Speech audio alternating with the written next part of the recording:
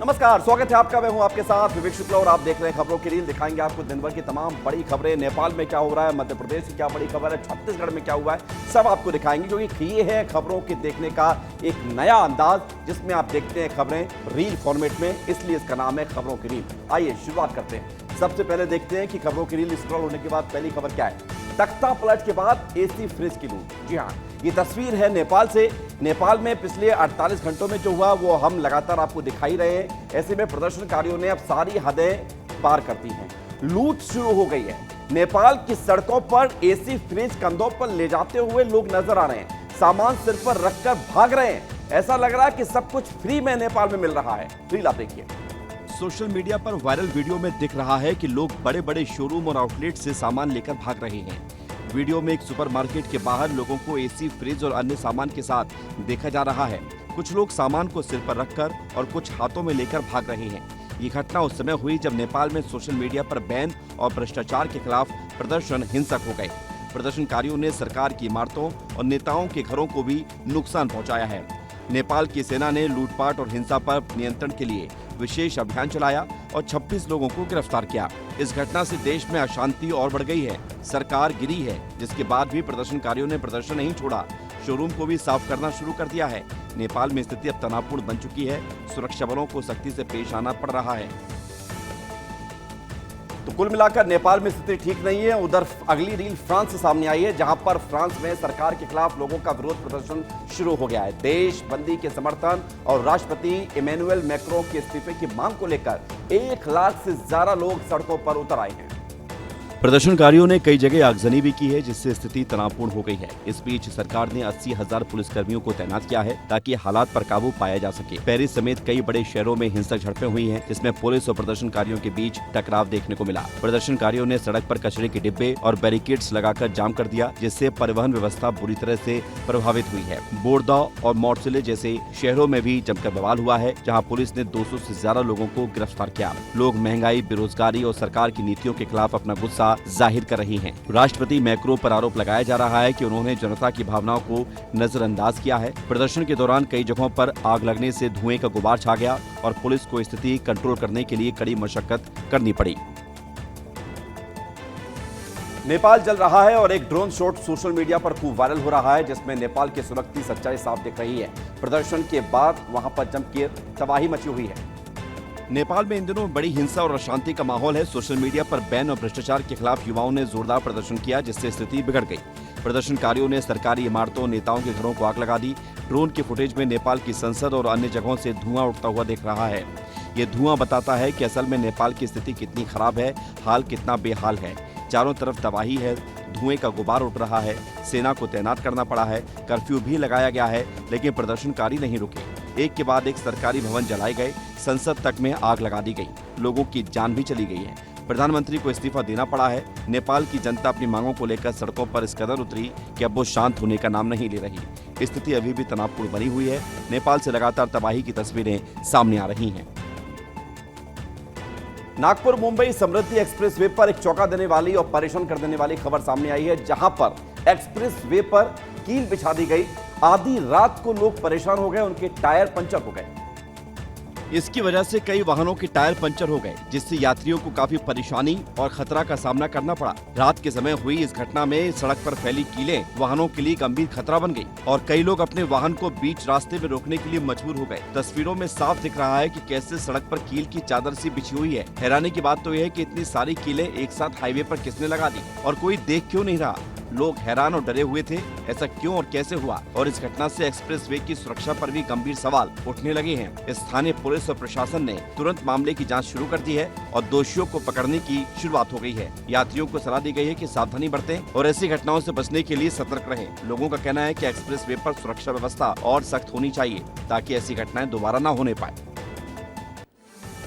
अमेरिकी राष्ट्रपति Donald Trump ने एक पोस्ट में घोषणा की है कि भारत और अमेरिका अपने बीच की व्यापारिक बाधाओं को हटाने के लिए बातचीत जारी रखेंगे और उन्होंने पीएम मोदी को अपना बहुत अच्छा दोस्त बताया है।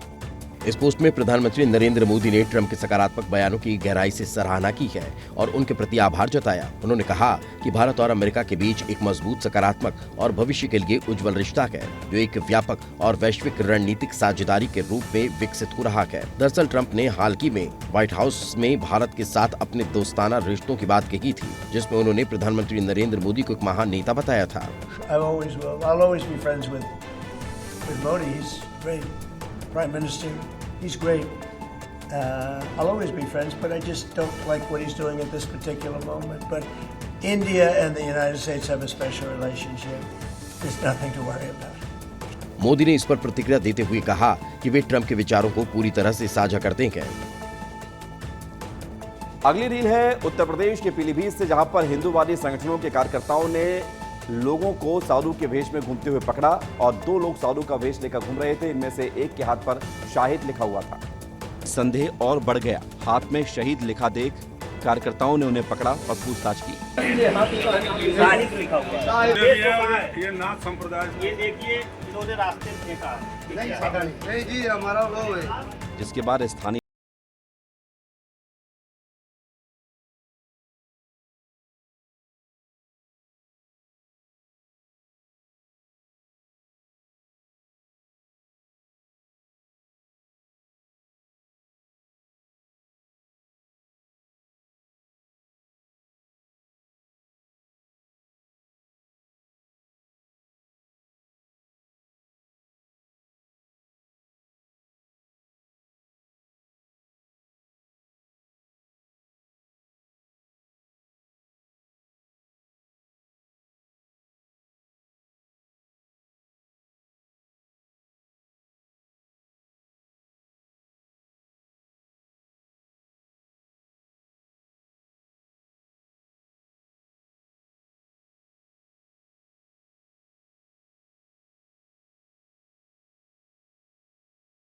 प्रस्तुति की।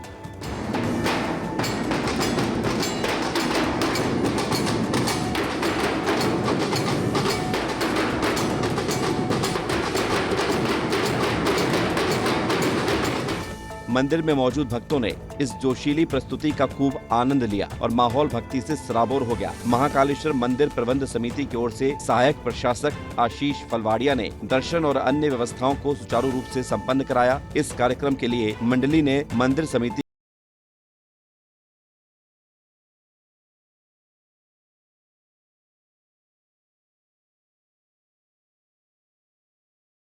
छाया हुआ है। किसान परेशान है, शिकायत कर रहे हैं। इस रोग ने फसल को बर्बाद कर दिया है और किसानों को लागत भी नहीं निकल पा रही। उत्साही किसान तहसील कार्यालय पहुंचकर फसल नुकसान के सर्वे की मांग कर रहे हैं। साथ ही उन्हें पिछले सालों का मुआवजा भी नहीं मिला, जिसको लेकर उनकी नाराजगी और बढ़ गई है। इस खराब फसल के चलते वो सड़क पर उतरकर लगातार प्रदर्शन कर रहे हैं। सीहोर जिले में लगातार किसानों की परेशानी समाप्त होने का नाम नहीं ले रही है। एक और जहां इन्हें मुआवजा नहीं मिल रहा है, तो वहीं प्राकृतिक आपदा के चलते इस बार भी इनकी फसल चौपट होना बताया जा रहा है। बाबू जी, क्या स्थिति इस समय फसल की? खड़ी पापड़ा वहीं का वहीं छोड़ देगा, दानों नहीं बनी और जगह बाद में उपले लगा दो ढेर बारिश का कारण, तो बिल्कुल फड़ी गड़ के पड़ रही है, बिल्कुल टेढ़ा रच्चा हो गया। हम गए तहसील में, 4-6 लोग गए थे, तो उनकी कोई सुनवाई नहीं। कम से कम आज 15 दिन होगा। गणेश उत्सव के बाद अब नवरात्र की तैयारियां शुरू हो चुकी हैं। गणेश उत्सव में प्रतिमाओं को लेकर खूब सवाल भी खड़े हुए थे, क्योंकि लोगों ने कहा था कि एआई वाली प्रतिमाएं बनाई गई हैं। लेकिन अब नवरात्रि में ऐसा ना हो, इसको लेकर हिंदूवादी संगठनों ने मूर्तिकारों को सख्त चेतावनी दी है। बजरंग दल के कार्यकर्ताओं ने शहर के कुछ मूर्तिकारों के कारखानों पर पहुंचकर एआई तकनीक से बनाए गए फोटो के आधार पर दुर्गा माता की मूर्तियां तैयार करने पर आपत्ति जताई है। दरअसल मूर्तिकारों के पास कुछ ग्राहक एआई जनरेटेड फोटो लेकर पहुंचे थे और उन्हीं के अनुसार दुर्गा माता की प्रतिमा बनवाने का आग्रह कर रहे थे। बजरंग दल को जब इस बात की जानकारी मिली कि इन फोटो के आधार पर माताजी की पारंपरिक छवि में बदलाव किया जा रहा है, तो संगठन के कार्यकर्ता करीब 8 से 10 मूर्ति निर्माण स्थल पर पहुंचे और कलाकारों को समझाइश दी कि मूर्तियों के साथ खिलवाड़ न करें। समाज में सनातन संस्कृति ये नहीं कहती कि आप इसके साथ छेड़छाड़ करो, जो मूल स्वरूप में बनाओ, सत्य की आराधना करो। अभी क्या बात जाती है? इन सारी मूर्ति जो भी मूर्ति के चेहरे जो भी उन्होंने करा है, इसके अंदर स्वरूप बदले हैं, वो सारा स्वरूप वापस सुधार रहा है। इनकी जिनके चेहरे बड़े, उनके चेहरे छोटे कर। अगली रील है कोरबा से, जहां पर तस्वीरें देखकर आपकी आंखें भी फटी की फटी रह जाएंगी। यहां एक कैफे में आलूओं के बीच एक जहरीला सांप छिपा हुआ था।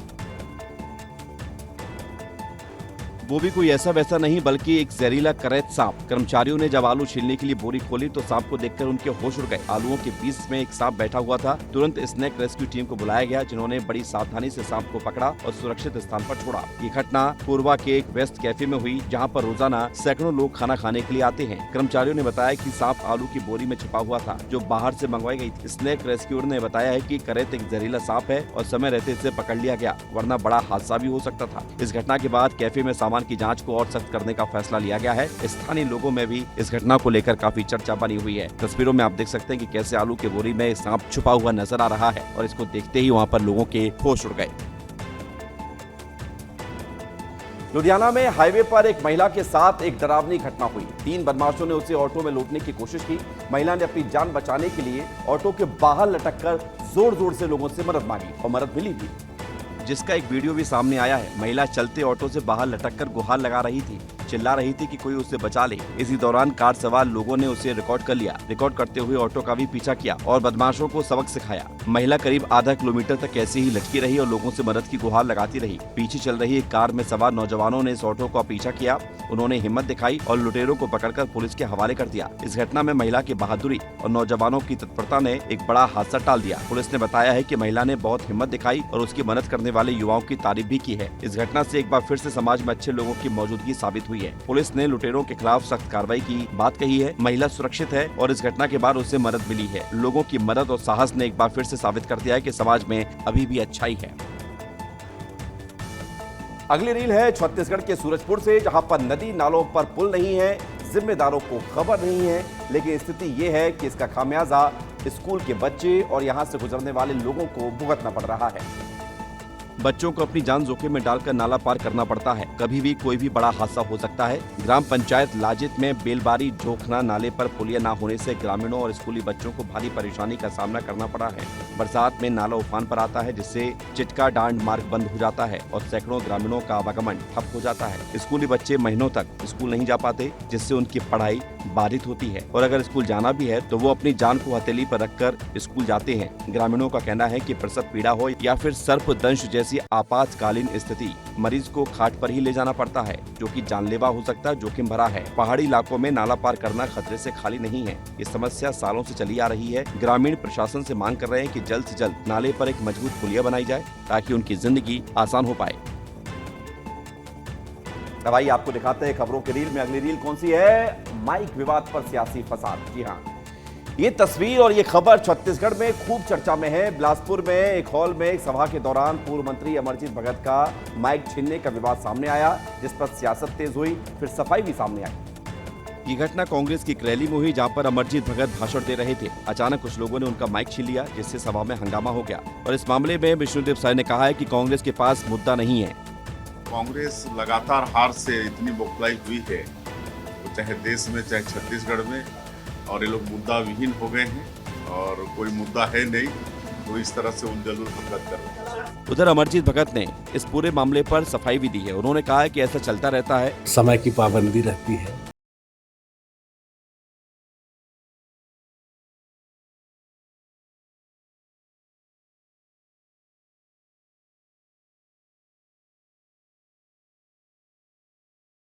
माला ला करके पहनाइए, तब तो लगेगा कि आप लोग दिल से बोल रहे हैं।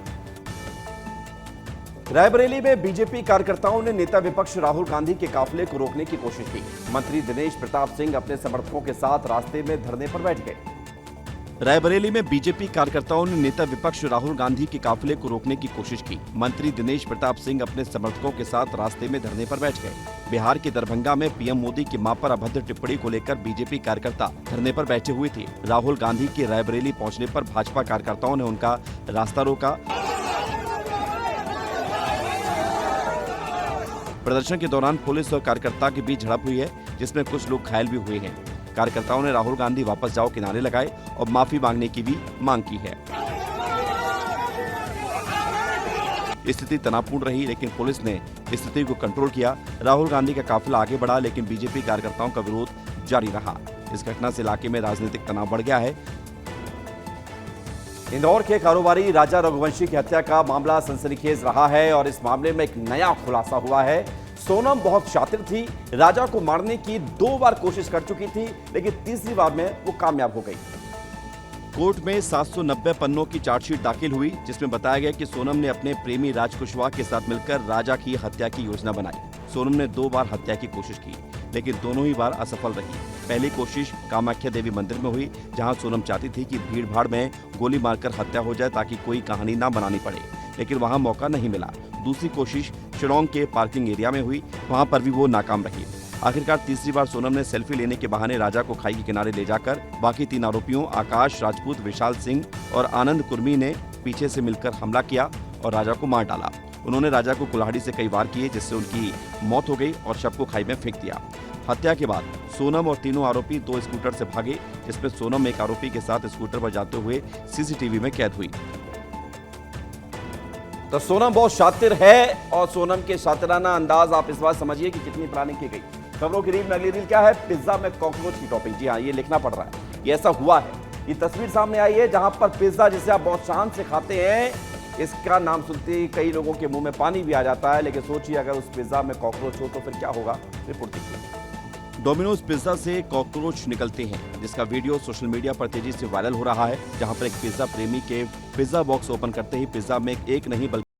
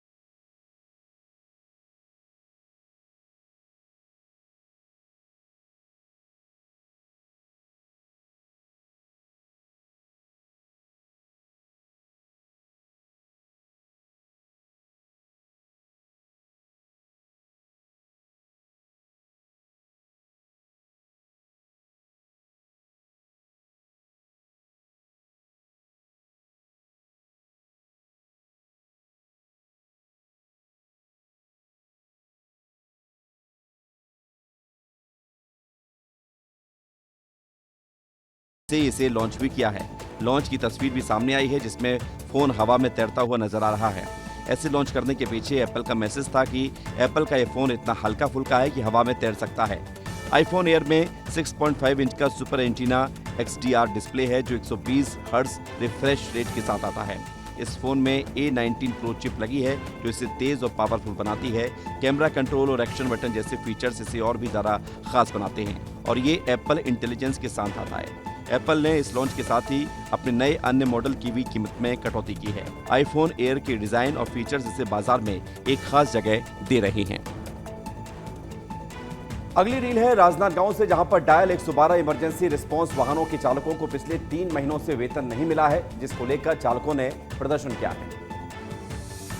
दर्जनों चालकों ने पुलिस अधीक्षक कार्यालय पहुंचकर ज्ञापन सौंपा और अपनी मांगों को लेकर प्रदर्शन किया। चालकों का कहना है कि त्योहारों के मौसम में परिवार चलाना मुश्किल हो गया है और अगर जल्द वेतन नहीं मिला तो वो हड़ताल पर जाने के लिए मजबूर होंगे। लगभग 20-25 चालक SP कार्यालय पहुंचे। उनके हाथों में प्ले कार्ड्स थे, जिन पर 3 महीने से वेतन नहीं, परिवार कैसे चले, इस तरह के स्लोगन लिखे हुए थे। चालकों ने SP मोहित गर्ग से मुलाकात की मांग की, लेकिन उनकी अनुपस्थिति में ज्ञापन अतिरिक्त अधिकारियों को दिया गया है। प्रदर्शनकारी चालकों में से एक ने बताया कि रोजाना 12 से 14 घंटे ड्यूटी करते हैं, लेकिन जुलाई से लेकर सितंबर तक का वेतन अब तक नहीं मिला है। जी, हम लोगों का समस्या यही है कि हम लोग डायल 112 राजनांदगांव जिले से हैं और 2 महीना हो गया कि हम लोगों को सैलरी नहीं मिला है, इसलिए तकलीफ है करके हम लोग DPCR राजनांदगांव में एक आवेदन सूचना देने के लिए आए। अगली रील है उत्तराखंड के हरिद्वार से, जहां पर हाथी उत्पात मचा रहे हैं। 2 तस्वीर सामने आई है, जिसमें हाथी उत्पात मचाते हुए रिहायशी इलाकों में घुसते हुए नजर आए हैं। पहली तस्वीर है राजलोक कॉलोनी से, जहां पर एक हाथी ने गाड़ी को बुरी तरह से तोड़ दिया, जिससे इलाके में दहशत फैल गई। CCTV फुटेज में साफ दिख रहा है कि हाथी ने अपनी सूंड और दांतों से गाड़ी की छत और खिड़कियों को नुकसान पहुंचाया और इस घटना में कीमती सामान भी क्षतिग्रस्त हुआ। वहीं दूसरी तस्वीर है जगजीतपुर इलाके की, जहां पर 5 हाथियों का झुंड कॉलोनी में घुस गया, जिससे हड़कंप मच गया। हाथी जगजीतपुर लक्सर मार्ग से होते हुए रिहायशी इलाकों में पहुंचे और लोगों में दहशत फैल गई। अफरा तफरी के बीच हाथियों को सुरक्षित जंगल की ओर भेजा गया है। इस घटना से वन विभाग के दावों पर भी सवाल उठे हैं, क्योंकि स्थानीय लोगों ने आरोप लगाए हैं कि उन्हें पहले से ही हाथियों के आने की जानकारी थी। लेकिन कोई कार्रवाई नहीं की गई। लोगों में डर का माहौल है और वो सख्त कदम उठाने की मांग कर रहे हैं। दमोह जिले के बरौदा कला गांव में एक मार्मिक तस्वीर सामने आई है। यहां पर एक पिता अपनी मासूम बेटी को कंधे पर बिठाकर नाले के तेज बहाव के बीच स्कूल छोड़ने के लिए जा रहा है। पिता इतना मजबूर है कि वो कुछ कर भी नहीं सकता है, बेटी को पढ़ाना भी है। और ये तस्वीरें आज की नहीं बल्कि सालों से ऐसा ही होता आ रहा है। बच्चों का भविष्य बनाना है तो उन्हें अपनी जान जोखिम में डालना ही पड़ेगा। बारिश के मौसम में गांव की सड़कें दलदल बन जाती हैं और नाले पर बना छोटा पुलिया पानी में डूब जाता है, क्योंकि यहाँ बड़ा पुल नहीं है। प्रदेश में विकास के बड़े बड़े दावे किए जा रहे हैं, लेकिन ग्रामीण इलाकों में लोग मूलभूत सुविधाओं जैसे सड़क और पुल के लिए तरस रहे हैं। बारिश के चलते नदी नाले उफान पर है, जिससे आवागमन और मुश्किल हो जाता है। फिर भी बच्चों की पढ़ाई का नुकसान ना हो, इसके लिए ये पिता जान जोखिम में डालकर नाले को पार कर रहा है। ये तस्वीर न केवल हकीकत को उजागर करती है, बल्कि ये भी दिखाती है कि शिक्षा के लिए लोग कितना संघर्ष कर रहे हैं। बावजूद इसके कोई जिम्मेदार इस ओर ध्यान नहीं दे रहा है। एक बार फिर से आपको नेपाल की एक रील दिखाते हैं, जहां पर प्रदर्शन के दौरान जो वहां पर तबाही मची है, इसके बाद जो नेपाल में लोग रह रहे हैं वो भारतीय वापस आ रहे हैं, कोशिशों में लगातार लगे हुए हैं। जो आ रहे हैं वो हाल नेपाल बता रहे हैं। कुछ लोग सही सलामत नेपाल से वापस भी लौटे हैं, लेकिन उन्होंने जो बताया है वो सुनकर आपका भी दिल दहल उठेगा। नेपाल की सीमा से लौट रहे एक शख्स ने रोते रोते नेपाल का हाल बताया कि कैसे वहाँ पर गोलियां चल रही हैं और वो किसी तरह खुद को बचाकर वहाँ से भाग आया है। बहुत खराब है उधर, गोली आ गई होगी, सब जला देना। वहीं कुछ लोग नेपाल में पशुपतिनाथ मंदिर के दर्शन करने जा रहे थे, लेकिन जैसे ही हाल का पता चला तो हवाई जहाज से ही वो उतर गए। हम पशुपतिनाथ के दर्शन करने जा रहे थे नेपाल, माहौल खराब होने की वजह से नहीं जा पाए, प्लेन से नीचे उतर गए। हाँ, उन्होंने बोला उधर नेपाल का माहौल खराब है, इसलिए प्लेन कैंसिल की जाती है। छत्तीसगढ़ के जंगलों में बाघों की संख्या धीरे धीरे बढ़ रही है। ये खबर वन्य जीव प्रेमियों के लिए है। छत्तीसगढ़ में मध्य प्रदेश के 6 बाघों को शिफ्ट किया जाएगा, जिसके लिए राष्ट्रीय बाघ संरक्षण प्राधिकरण से मंजूरी मिल गई है। 2 से 3 महीनों में ये बाघों को शिफ्ट करने की प्रक्रिया पूरी कर ली जाएगी, जिसके बाद छत्तीसगढ़ कुल बाघों की संख्या 41 यहाँ पर हो जाएगी। मध्य प्रदेश के कान्हा नेशनल पार्क से उदंती सीधा नदी टाइगर रिजर्व में 3 बाघों को और बांधवगढ़ टाइगर रिजर्व से गुरु घासीदास तमोर पिंगला टाइगर रिजर्व में 3 बाघिन को शिफ्ट करने की तैयारी है। 2021-22 की स्थिति में जो बाघ थे लगभग 17-18 थे, उसकी संख्या बढ़कर 35 हो गई। लेकिन कुछ टाइगर रिजर्व्स में अच्छी संख्या में बाघ हैं और कुछ में कम हैं, जिसमें ट्रांसलोकेशन के लिए प्रयास हो रहा है। बाघ बढ़ने से राज्य की पहचान भी बढ़ेगी। जैसे मध्य प्रदेश को टाइगर स्टेट कहा जाता है, वैसे ही छत्तीसगढ़ को भी एक नई पहचान मिल सकेगी। तो छत्तीसगढ़ में बाघ बढ़ेंगे और अगली रील क्या है ये हम देखेंगे। हलवा बांट रही हैं हेमा मालिनी। हेमा मालिनी मथुरा से सांसद हैं। मथुरा में बाढ़ आई थी और बीजेपी सांसद फिल्म एक्ट्रेस हेमा मालिनी यहां पर पहुंची, बाढ़ पीड़ितों से मुलाकात की। राहत कैंप में उन्होंने लोगों को खाना भी बांटा है। हेमा मालिनी ने कैंप का हाल देखकर कहा कि प्रशासन ने अच्छे इंतजाम किए हैं। पीड़ितों के लिए अलग अलग टेंट लगाए गए हैं ताकि सभी को रहने की सुविधा मिले। उन्होंने बताया कि कैंप में सिर्फ लोग ही नहीं बल्कि उनके साथ लाई गई गाय, भैंसें, बकरियां और यहाँ तक कि ऊंट तक सुरक्षित रखे गए हैं। इनके लिए चारे की भी व्यवस्था की गई है। हेमा ने कहा है कि बेशक ये दुखद है कि लोगों को अपने घर छोड़कर यहाँ पर आना पड़ा, लेकिन अधिकारियों और प्रशासन ने राहत और सुरक्षा के पूरे इंतजाम किए हैं। सांसद ने आगे कहा कि मथुरा में ऐसे 12 और राहत कैंप बनाए गए हैं जहाँ बाढ़ पीड़ित परिवारों को मदद मिल रही है। उन्होंने सभी से धैर्य बनाए रखने और प्रशासन पर भरोसा रखने की अपील की है। वहीं बाढ़ पीड़ितों ने भी अपनी परेशानियों और दिक्कतें सांसद के सामने रखी। हेमा मालिनी ने ये दौरा बाढ़ प्रभावित लोगों के लिए उनके हौसले को बढ़ाने के लिए किया है। राहत कैंप में जाना और लोगों को अपने हाथों से खाना परोसना, ये देखकर लोग काफी भावुक भी हुए। आगरमालवा से एक अनोखी तस्वीर सामने आई है, जहां पर यातायात पुलिस ने यमराज के साथ मिलकर सड़क पर जागरूकता अभियान चलाया। इस दौरान ट्रैफिक नियमों का पालन करने वालों को सम्मानित किया गया। वहीं नियम तोड़ने वालों पर कड़ी कार्रवाई की गई। दरअसल पुलिस मुख्यालय के निर्देश पर 8 से 22 सितंबर तक पूरे प्रदेश में यातायात जागरूकता अभियान चलाया जा रहा है। इसी कड़ी में आज आगरा जिला मुख्यालय के बड़ौद रोड चौराहे पर यातायात पुलिस की ओर से विशेष अभियान चलाया गया और लोगों का ध्यान खींचने के लिए पुलिस ने यमराज का गेटअप धारण किया, जिसने राहगीरों को यातायात नियमों की अहमियत समझाई। इस दौरान हेलमेट पहने और सीट बेल्ट लगाने वालों को फूल माला पहनाकर सम्मानित किया गया। साथ ही जो लोग यातायात नियमों का उल्लंघन करते पाए गए उन पर पुलिस ने कार्रवाई भी की। लोग यातायात नियमों के प्रति जागरूक नहीं होंगे तब तक वो कार्रवाई व्यर्थ हो। तो इसलिए हमारा जो उद्देश्य, हमारे जो अधिकारियों ने निर्देश दिए हैं, ये जागरूकता और फिर कार्रवाई। छत्तीसगढ़ में अब ट्रेन से सफर करने वालों के लिए प्रदेश की सहाय सरकार खुशखबरी देने जा रही है। छत्तीसगढ़ में अब रेलवे स्टेशन के डेवलपमेंट पर फोकस किया जा रहा है। छत्तीसगढ़ की सहाय सरकार अब प्रदेश के कई स्टेशन को एयरपोर्ट की तर्ज पर विकसित करेगी।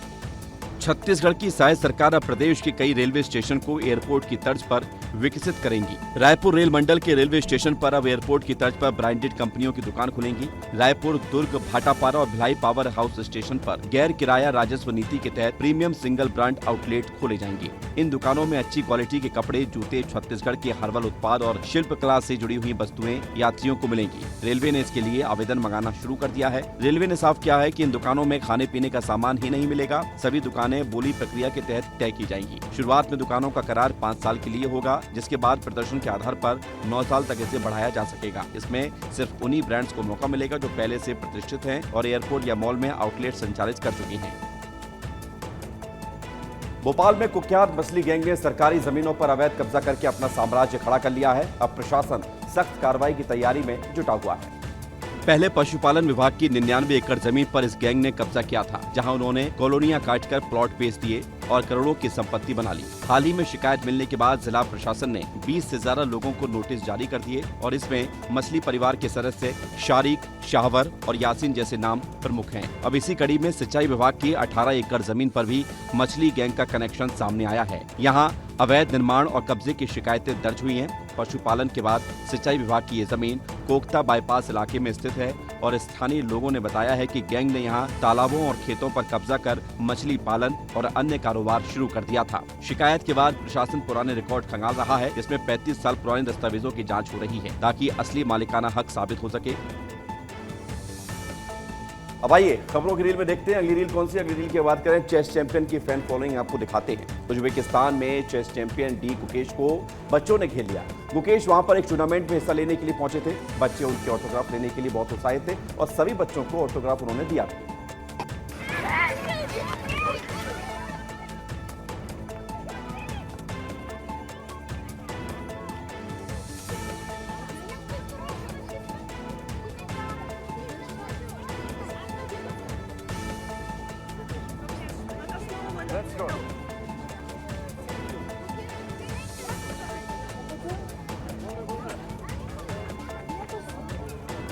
तो खाद की समस्या मध्य प्रदेश में कई जगहों से सामने आ रही है। अगली रील क्या है ये हम आपको दिखाते हैं। टूटा शीशा, गिरी महिला, थारी गिर गई। दरअसल दिल्ली में एक महिंद्रा शोरूम में एक चौंका देने वाली घटना होती है। यहां पर एक महिला थार लेने गई, नींबू टायर के नीचे आ जाए, इसको करने के लिए महिला का एक्सीलेटर ज्यादा दब गया गाड़ी का और फिर गाड़ी नीचे पलट गई।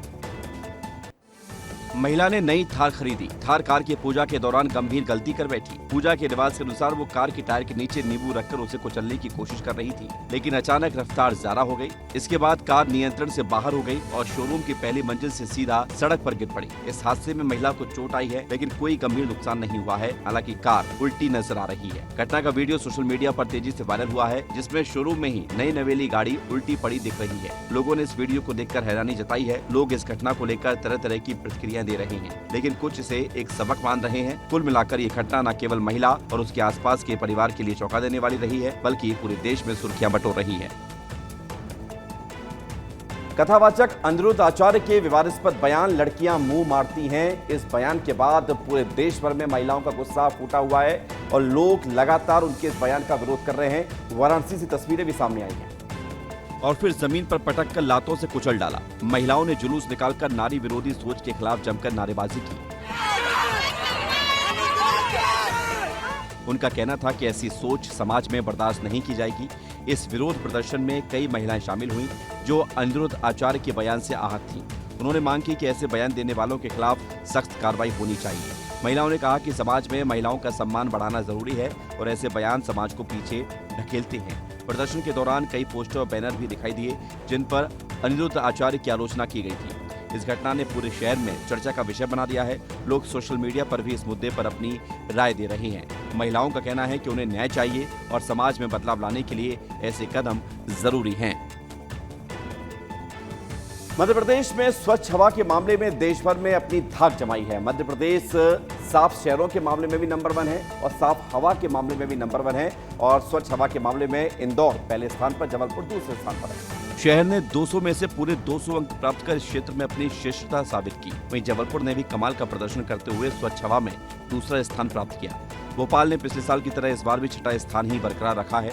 दिल्ली में आयोजित हुए एक भव्य समारोह में केंद्रीय पर्यावरण मंत्री भूपेंद्र यादव ने इंदौर के महापौर पुष्यमित्र भार्गव और जबलपुर के महापौर राज बहादुर सिंह को इस उपलब्धि के लिए सम्मानित किया है। ये सम्मान मध्य प्रदेश के शहरों के पर्यावरण संरक्षण और स्वच्छता के प्रति प्रतिबद्धता को दर्शाता है। इंदौर और जबलपुर की सफलता से न केवल राज्य का मान बढ़ा है, बल्कि ये अन्य शहरों के लिए भी प्रेरणा का स्रोत बन गया है। मध्य प्रदेश के शहर स्वच्छता के साथ साथ स्वच्छ हवा के लिए भी मिसाल कायम कर रहे हैं, जो पर्यावरण के प्रति उनकी जागरूकता और मेहनत को दर्शाता है। भारत को नए उपराष्ट्रपति मिल गए हैं। एनडीए उम्मीदवार राधा कृष्णन ने विपक्ष के उम्मीदवार बी सुदर्शन रेड्डी को 152 वोटों से हराया और अब वो जल्द ही शपथ लेंगे। सीपी राधाकृष्णन देश के 15वें उपराष्ट्रपति बन गए हैं। राष्ट्रपति द्रौपदी मुर्मू 12 सितंबर को उन्हें उपराष्ट्रपति पद की शपथ दिला सकती हैं। चुनाव में 788 सदस्यों में से 767 ने मतदान किया था। राधाकृष्णन को उम्मीद से ज्यादा 452 वोट मिले थे। इस जीत के बाद केंद्रीय गृह मंत्री अमित शाह ने सीपी राधाकृष्णन से मुलाकात की और उन्हें उपराष्ट्रपति बनने पर बधाई दी। प्रधानमंत्री नरेंद्र मोदी भी नवनिर्वाचित उपराष्ट्रपति राधाकृष्णन से मिले। ये मुलाकात केंद्रीय मंत्री प्रहलाद जोशी के निवास पर हुई। पूर्व उपराष्ट्रपति जगदीप धनखड़ ने भी अपने कार्यकाल से हटने के बाद पहली बार सार्वजनिक बयान में राधाकृष्णन को बधाई दी। अब ये खबर भी सामने आई है कि वो जल्द ही 12 सितंबर को उपराष्ट्रपति पद की शपथ ले सकते हैं। हालांकि क्रॉस वोटिंग का मामला अभी तक सियासत में है और इस मुद्दे पर खूब जमकर सियासत हो रही है। उधर उपराष्ट्रपति के चुनाव परिणाम ने विपक्ष को एक झटका भी दिया है। बेंगलुरु में एक बस के अंदर बस ड्राइवर और एक महिला यात्री के बीच तीखी बहस हुई और ये बहस धीरे धीरे नोकझोंक इतनी ज्यादा बढ़ गई कि हाथापाई में तब्दील हो गई। दोनों के बीच थप्पड़बाजी की घटना का वीडियो भी सामने आया है। ये घटना मंगलवार को तुमकुर रोड के पास पीनया इलाके में हुई। यहाँ पर एक बीएमटीसी बस में सवार एक महिला यात्री और बस ड्राइवर के बीच किसी बात को लेकर शुरू हुई बहस देखते ही देखते हाथापाई में बदल गई। एक राहगीर के द्वारा बनाया गया वीडियो जिसमें पूरी घटना नजर आती है। दोनों एक दूसरे पर थप्पड़ चढ़ रहे हैं। वीडियो में आसपास के लोग और अन्य यात्री इस घटना को हैरानी से देखते हुए नजर आ रहे हैं। कुछ लोगों ने बीच बचाव करने की कोशिश भी की, लेकिन स्थिति तनावपूर्ण बनी रही। पुलिस के मुताबिक इस झगड़े का सटीक कारण भी अभी स्पष्ट नहीं हो पाया है। प्रारंभिक जानकारी के मुताबिक ये विवाद किराए, रूट या बस के समय को लेकर हो सकता है। बीएमटीसी अधिकारियों ने इस मामले की जांच शुरू कर दी है और ड्राइवर से पूछताछ की जा रही है। स्थानीय पुलिस ने भी दोनों पक्षों के खिलाफ शिकायत दर्ज की है। इस घटना का वीडियो सोशल मीडिया पर वायरल हो रहा है। तो बस ड्राइवर और यात्री के बीच आपस में नोकझोंक होती है, लड़ाई हो जाती है। अगली रील क्या है? नेपोटिज्म में उलझी सियासत। ये तस्वीर सामने आई है नेपाल से ही। नेपाल में अपने इतिहास के सबसे बड़े मोड़ से गुजर रहा है ये देश और नेपाल में युवाओं का गुस्सा आंदोलन के रूप में फूट पड़ा है। 14-15 साल के बच्चे सड़कों पर राइम करते हुए विरोध प्रदर्शन कर रहे हैं। नेपाल से विद्रोह के बीच एक नारा तेजी से सोशल मीडिया पर वायरल हो रहा है। इस नारे का हिंदी अनुवाद कुछ इस तरह है कि नेता का बच्चा गाड़ी में, गाड़ी पहुंची खाड़ी में। इसी नारे में युवा कहते हैं कि बूढ़े नेताओं ने अति कर दी है, अब युवाओं के हाथ में शक्ति होनी चाहिए। हमारा नेपाल हमारे हाथ में दो।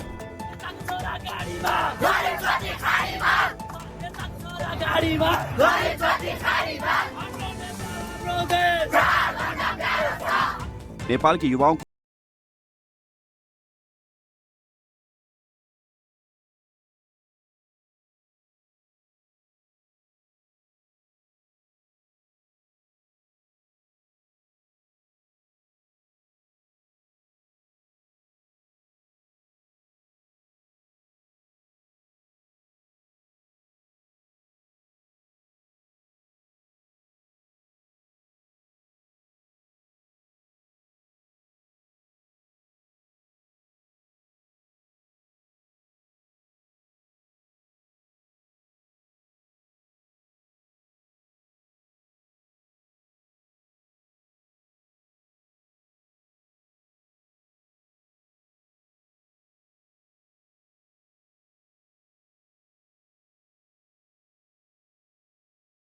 होती है और बच्चे को काफी तकलीफ देती है।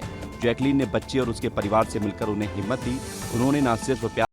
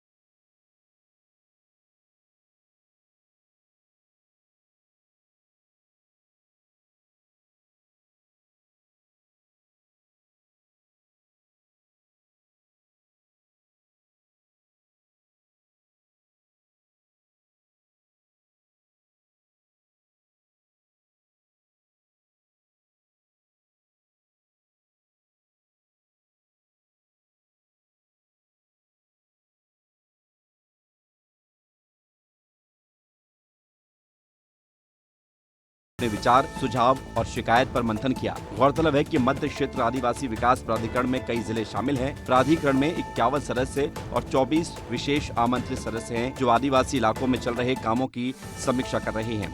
आदिवासी इलाकों में चल रहे विकास कार्यों के साथ ही नई योजनाओं के क्रियान्वयन की अधिकारी जानकारी दे रही हैं। छत्तीसगढ़ की शायद सरकार आदिवासियों के उत्थान पर जोर देती हुई दिखाई पड़ रही है।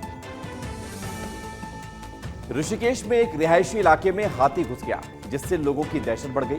घटना का सीसीटीवी फुटेज भी सामने आया है, जो सोशल मीडिया पर वायरल हो रहा है।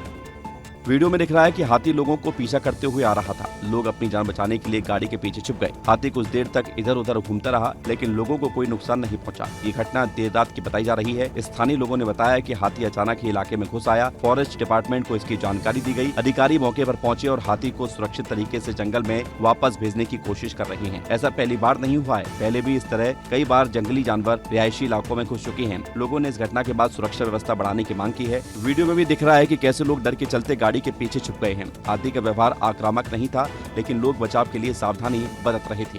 इस घटना से इलाके में अफरा तफरी का माहौल है। फॉरेस्ट डिपार्टमेंट ने लोगों से अपील की है कि वो जंगली जानवरों को देखते ही तुरंत सूचना दें। 9 सितंबर से एशिया कप 2025 की शुरुआत हो चुकी है। आज भारत और यूएई के बीच पहला मुकाबला होने जा रहा है। 1 महीना 5 दिन के ब्रेक के बाद भारतीय क्रिकेट टीम आज एक्शन में होगी। इस बार फॉर्मेट T20 का है और मंच है एशिया कप का। टूर्नामेंट में भारत का पहला मुकाबला दुबई में यूएई से होगा। मैच भारतीय टाइमिंग के अनुसार रात 8 बजे शुरू होगा। भारत और यूएई दोनों ही ग्रुप ए में हैं। पाकिस्तान और ओमान की टीमें इसी ग्रुप में हैं। ग्रुप की सभी टीमों को आपस में एक एक मैच खेलना है। टॉप 2 टीमें सुपर 4 में पहुंचेंगी। भारतीय टीम के सामने इस समय सबसे बड़ा सवाल ओपनिंग जोड़ी को लेकर है, जहां अभिषेक शर्मा और संजू सैमसन पिछले साल जून में हुए T20 वर्ल्ड कप के बाद से भारतीय T20 के ओपनर्स रहे हैं। हालांकि एशिया कप स्क्वाड में शुभमन गिल को भी शामिल किया गया है। अभिषेक शर्मा को ओपनिंग करना तय है। वे अपने करियर में इसी पोजीशन पर खेलते रहेंगे। अब अभिषेक के साथ संजू ओपनिंग करेंगे या फिर गिल, ये फैसला टीम मैनेजमेंट को लेना होगा। तो आज मैच होने जा रहा है। अगली रील क्या है दिखाते हैं आपको। बोलते बोलते बेहोश हो गई। ये स्वीडन की स्वास्थ्य मंत्री हैं एलिजाबेथ लेन। लाइव टीवी प्रेस कॉन्फ्रेंस में अचानक बेहोश हो गई। इसके बाद ये उनके गिरने की तस्वीर सोशल मीडिया पर वायरल हो गई। तभी वे बेहोश होकर नीचे गिर गई। ये घटना स्टॉकहोम में हुई, जहां प्रधानमंत्री उल्फ क्रिस्टनसन ने उन्हें मंत्री के रूप में पेश किया था। वीडियो में देखा जा सकता है कि लेन धीरे धीरे आगे की ओर गिरती है और मंच पर गिर जाती है। गिरने से कुछ सेकंड पहले ही वो संबोधित कर रही थी। उन्हें देखकर सुनकर कोई भी ये नहीं कह सकता था कि वो कुछ देर बाद बेहोश हो सकती हैं। उनके गिरने के बाद अन्य अधिकारी और सुरक्षाकर्मी तुरंत उनकी मदद के लिए पहुंचे। बाद में लेन ने बताया है कि ब्लड शुगर कम होने की वजह से ही ऐसा हुआ। हालांकि उन्हें कोई गंभीर चोट नहीं आई है, लेकिन ये घटना सोशल मीडिया पर वायरल हो गई और लोगों की चिंता बढ़ गई है। स्वीडन की स्वास्थ्य व्यवस्था में सुधार के लिए काम करने वाली लेन की ये शुरुआत चौंका देने वाली रही है।